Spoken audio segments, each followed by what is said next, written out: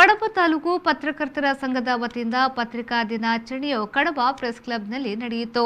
ಮುಖ್ಯ ಅತಿಥಿಯಾಗಿ ಕಡಬ ಠಾಣಾ ಉಪನಿರೀಕ್ಷಕ ರುಕ್ಮಯ್ಯ ನಾಯಕ್, ಕಡಬ ಲಯನ್ಸ್ ಕ್ಲಬ್ ಅಧ್ಯಕ್ಷ ಕೆಎಸ್ ದಿನೇಶ್ ಆಚಾರ್ಯ ಭಾಗವಹಿಸಿದ್ರು. ಕಡಬ ತಾಲೂಕು ಪತ್ರಕರ್ತರ ಸಂಘದ ಅಧ್ಯಕ್ಷ ನಾಗರಾಜ್ ಜೆನ್ಕಿ ಅವರ ಅಧ್ಯಕ್ಷತೆಯಲ್ಲಿ ಈ ಕಾರ್ಯಕ್ರಮ ನಡೆದಿದ್ದು, ಈ ಸಂದರ್ಭದಲ್ಲಿ ಪತ್ರಿಕಾ ವಿತರಣಾ ಕ್ಷೇತ್ರದಲ್ಲಿನ ಸೇವೆಗಾಗಿ ಪತ್ರಿಕಾ ವಿತರಕ ಬಾಲಕೃಷ್ಣ ರೈ ಅವರನ್ನ ಸನ್ಮಾನಿಸಿ ಗೌರವಿಸಲಾಯಿತು. ಹರ್ಮನ್ ಮುಗಿನ್ ಅನ್ನುವಂಥ ಒಬ್ಬ ಕ್ರೈಸ್ತ ಪಾದ್ರಿಯವರು ಅದನ್ನು ಪ್ರಾರಂಭಿಸಿ ಆ ಬಳಿಕ ಬಹಳಷ್ಟು ಪತ್ರಿಕೆಗಳು ಕೂಡ ಈಗಂತೂ ತುಂಬ ಪತ್ರಿಕೆಗಳು. ನಾವು ಆ ಆರಂಭದ ದಿನವನ್ನು ಜುಲೈ 1 ಪತ್ರಿಕಾ ದಿನಾಚರಣೆ ಅಂತ ನಾವೀಗ ಆಚರಣೆ ಮಾಡ್ತಾ ಇದ್ದೇವೆ. ಅಂದರೆ ಜುಲೈ ತಿಂಗಳ ಇಡೀ ಒಂದು ತಿಂಗಳಲ್ಲಿ ಇದನ್ನು ನಾವು ಆಚರಣೆ ಮಾಡ್ತಾ ಇದ್ದೇವೆ. ಅದೇ ರೀತಿ ಇವತ್ತು ನಾವು ಒಂದು ಪತ್ರಿಕಾ ದಿನಾಚರಣೆಯನ್ನು ಆಚರಣೆ ಮಾಡಲಿಕ್ಕೆ ನಾವು ಸನ್ನದ್ಧರಾಗಿದ್ದೇವೆ.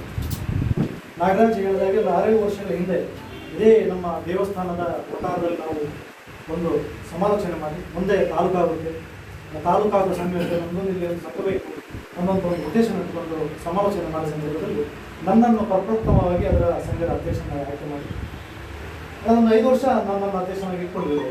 ನೀವು ಎಲ್ಲಿದ್ದೇವೆ ಮುಂದಸ್ಕೊಂಡು ಬಂದಿದ್ದೇವೆ.